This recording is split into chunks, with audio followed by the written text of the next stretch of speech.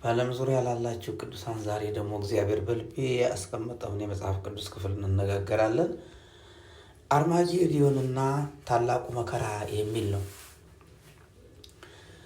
ባለፉት ሁለት ጊዜያቶች ስለ አርማጌዶን ተነጋግረናልና ታላቁ መከራ ከመምጣቱ በፊት ሊሆን የሚያለበትን በዳንኤል መጽሐፍ ምዕራፍ 9 ላይ ያለውን 70 ሱባዔን በተመለከተ ተነጋግረናል።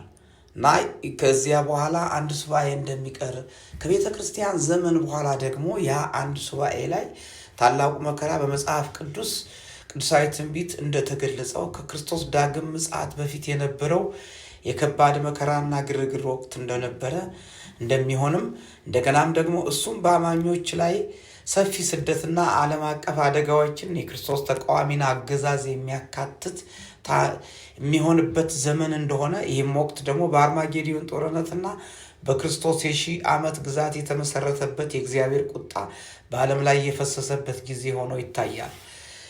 ታላቁ መከራ ቁልፍ ክንውኖችና ባህሪያቶች የተለያዩ ትርጉሞችም የተለያየ ትንቢት አተረጓጎም ቢኖራቸው ነገር ግን እነዚህ ዋና ዋና ቁልፍ የሆኑ ነገሮችን እውነት አድርጎ ይተነትናል። አንደኛ የክርስቶስ ተቃዋሚ መነሳት ብዙዎችን የሚያታልልና እሱን ለማምለክ እምቢ ያሉትን የሚያሳድድ ዓለም አቀፋዊ መሪ የሚሆን ሐሳዊ መሲህ እንደሚሆን እንደገናም ደግሞ ዓለም አቀፋዊ ግጭትና ጦርነት የክርስቶስ ተቃዋሚ ግጭቶችና ጦርነቶችን የሚነሳበት ወደ ሰፊው ውድመትና ስቃይ የሚቀየርበት ሰዎች በምጥና በችግር ውስጥ የሚያልፉበት የተፈጥሮ አደጋዎች፣ የመሬት መንቀጥቀጥ፣ ረሃብ፣ መቅሰፍትና ምድርን የሚያበላሹ መቅሰፍቶች እንደሚነሱ የእግዚአብሔር ቁጣ በእግዚአብሔር ባህሪ የተለያዩ መንገዶች ፍርድና በዓለም ላይ እንደሚፈስ ለምሳሌ በራእይ መጽሐፍ ውስጥ በተገለጹት 7 ማኅተሞች መለከቶችና ጽዋዎች ላይ እንደተገለጠው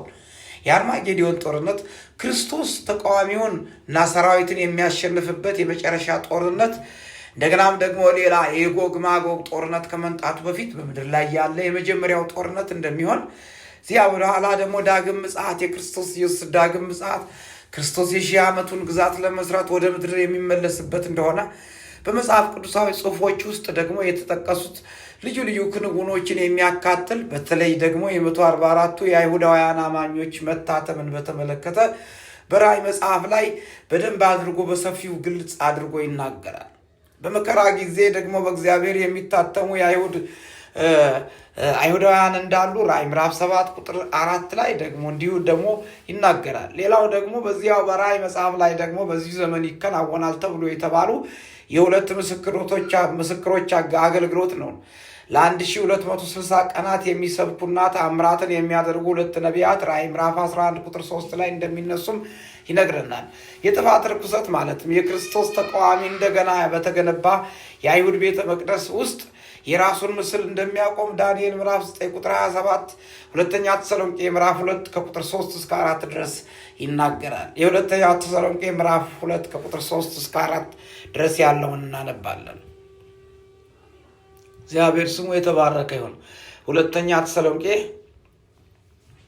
ላይ ያለውን ክፍል እናነባለን። ሁለተኛ ተሰሎንቄ ምዕራፍ 2 ቁጥር 3 እና 4 ላይ ያለውን እናነባለን። እንዲህ ይላል። ሁለተኛ ተሰሎንቄ ምዕራፍ 2 ቁጥር 3 እና 4 ማንም በማንኛውም መንገድ አያስታችሁ፣ ክህደት አስቀድሞ ሳይመጣና የዓመፅ ሰው እርሱም የጥፋት ልጅ ሳይገለጥ አይደርስምና እኔ እግዚአብሔር ነኝ ብሎ አዋጅ እየነገረ በእግዚአብሔር ቤተ መቅደስ እስኪቀመጥ ድረስ አምላክ ከተባለው ሁሉ ሰዎች ከሚያመልኩት ሁሉ በላይ ራሱን ከፍ ከፍ የሚያደርገው ተቃዋሚ እርሱ ነው። ገና ከእናንተ ጋር ሳለ ይህንን እንዳልኋችሁ ትዝ አይላችሁምን? በገዛ ራሱ ጊዜ ይገለጽ ዘንድ የሚከለክለውን አሁን ታውቃላችሁ። የዓመፅ ምስጢር አሁን ይሰራልና ብቻ ከመንገድ እስኪወገድ ድረስ አሁን የሚከለክል አለ። በዚያም ጊዜ ጌታ ኢየሱስ በአፉ መንፈስ የሚያጠፋው ሲመጣ በመገለጡ የሚሽረው ዓመፀኛው ይገለጣል። ይድን ዘንድ የእውነትን ፍቅር ስላልተቀበሉ ለሚጠፉ የእርሱ መምጣት በተአምራት ሁሉና በምልክት በሐሰተኛ ድንቆችና በአመፅ መታለል ሁሉ እንደ ሰይጣን አሰራር ነው። ስለዚህ ምክንያት በእውነት ያላመኑ ነገር ግን በአመፅ ደስ ይላቸው የነበረ ሁሉ ፍርድን እንዲቀበሉ ሐሰትን ያምኑ ዘንድ እግዚአብሔር የስተትን አሰራር ይልክባቸዋል እያለ ይናገራል። ከዚያ በኋላ ክርስቲያኖች ጸንተው እንዲቆሙ ነው የሚናገረው። እዚህ ጋር ጴጥሮስ የሚናገረው ክፍል ይህንን ነው። አብ ቅዱስ የሚነግረን ነገር እንግዲህ የዚህ የአውሬው ምልክት የአምሬው መምጣት፣ ሌላ የጥፋት ርኩሰት፣ የክርስቶስ ኢየሱስ ተቃዋሚ እንደገና እንደሚነሳና እንደሚመጣ፣ የአውሬው ምልክት ደግሞ ሰዎች ለመግዛት ወይም ለመሸጥ በእጃቸው ወይም በግንባራቸው ላይ ምልክት እንዲቀበሉ የሚያስገድድ ስርዓት ተግባራዊ ይሆናል። ራእይ ምዕራፍ 13 ከቁጥር 16 እስከ 18 ድረስ ያለውን እንዲህ እናነባዋለን። ራእይ ምዕራፍ 13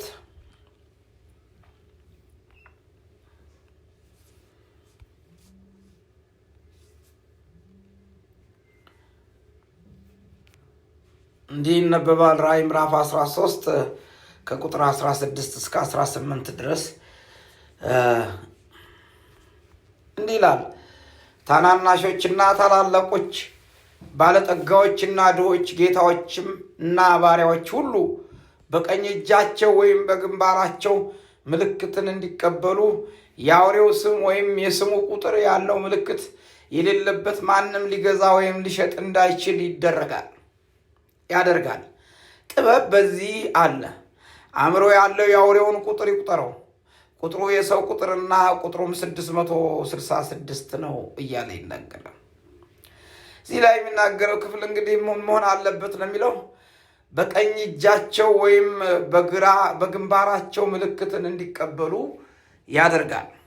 ይሄ የሌለው የአውሬው ስም ወይም የስሙ ቁጥር የሌለው ያለው ምልክት የሌለበት ማንም ሊገዛ ወይም ሊሸጥ እንዳይችል የጭንቅ ዘመን የሚመጣበት ዘመን ቅርብ ነው። እንግዲህ እንደዚህ እንደሚሆን መጽሐፍ ቅዱስ አስረግጦ ይነግረናል። በራእይ መጽሐፍ ላይ ያለውን ነገር ስንመለከት እንዲሆናል።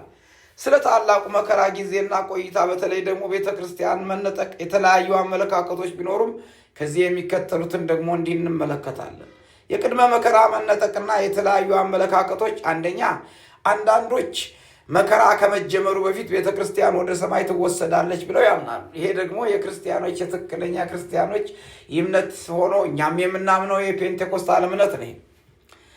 ታላቁ መከራ ከመሆኑ በፊት ቤተ ክርስቲያን በአየር ላይ ለ7 ዓመት ትሆናለች፣ ከክርስቶስ ጋር ሆና ትቀመጣለች የሚለውን ነገር የምናስበው። ይሄ መካከለኛው የመከራ መነጠቅ ደግሞ ሌላው ደግሞ ሁለተኛው ደግሞ ሌሎች ደግሞ ቤተ ክርስቲያን በ7 ዓመቱ የመከራ ጊዜ መካከል ትነጠቃለች ብለው ያምናሉ። ይሄ ከሐሳዊ መሲሁ ከቃል ኪዳን ያደረገው ከእስራኤል ጋር ያደረገውን ቃል ኪዳን በ3 ዓመት ተኩሉ ላይ በሚያፈርስበት ጊዜ በዚያን ጊዜ ቤተ ክርስቲያን ትነጠቃለች ብለው የሚያስቡ አሉ። ሌላው ሶስተኛው ከመከራ በኋላ መነጠቅ ነው። ሌሎች ግን ቤተ ክርስቲያን በመከራ ጊዜ ሁሉ ውስጥ እንደምታልፍ ያምናሉ። ከዚያ በኋላ ነው የሚመጣው መነጠቅ፣ የሚመጣውም ከዚያ በኋላ ነው ብለው የሚያምናሉ። ታላቁ መከራ በአጠቃላይ የተረዳው እንደ ከባድ የስቃይ ጊዜና እንደ ታላቅ መንፈሳዊ ችግር መምጫ ክርስቲያኖች በመከራ ውስጥ አማኞች ያሉትን በመከራ ውስጥ ሊያሳልፍ የሚመጣ ከባድ የሆነ የመከራ ዘመን እንደሆነ እንመለከታለን። ነገር ግን አንድ ነገር እናስብ። በዓለም ሳላችሁ መከራ አለባችሁ፣ እኔ ግን ዓለምን አሸንፌአለሁ ያለው ጌታ ሁልጊዜ በምንኛውም አይነት ሁኔታ ከኔና ከእናንተ ጋር ነው። ይህንን ማሰብ አለብን። ነገር ግን አንድ ነገር እናስብ።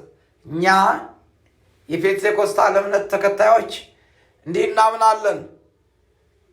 መከራው ከመጀመሩ በፊት ቤተ ክርስቲያን ከክርስቶስ ጋር በአየር ላይ የምትኖርበት ዘመን ይመጣል። የናዝሬቱ ኢየሱስ የጌቶቹ ጌታ፣ የኃያላን ኃያል የምትረዳ ጌታ በኢየሱስ ክርስቶስ ስም ይህ ዘመን ከመምጣቱ በፊት የእስራኤል ቅዱስ እያስተዋለን መንገዳችንን በቃልህ እየመረመርን እንድንኖር በኢየሱስ ክርስቶስ ስም እንድትረዳ እንጸልያለን። ገናናውና ኃያሉ ንጉሥ ይህን መልእክት የሚሰሙ ሴት ባሪያዎች፣ ወንድ ባሪያዎች በጌታ በኢየሱስ ክርስቶስም በዚህ መልእክት እንዲጽናኑ እኔ ጸልያለሁ። ኃያሉ ንጉሥ እንድትረዳቸው ጸልያለሁ። ኃይል እንድታደርግላቸው ጸልያለሁ። በጌታ በኢየሱስ ክርስቶስ ስም አጋንንታዊ ኃይልና ስልጣን ከክርስቲያኖች ከአማኞች ሕይወት በጌታ በኢየሱስ ክርስቶስ ከመንገዳቸው ከነገራቸው ሁሉ ላይ እንዲነቀል እኔ ጸልያለሁ። ማራናታ እያልን የምንኖርበትን ጸጋ አፍስስልን። ስለ ሁሉ ክብር ላንተ በጌታ በኢየሱስ ክርስቶስ ስም አሜን ነው። ኢየሱስ ክርስቶስ ጌታ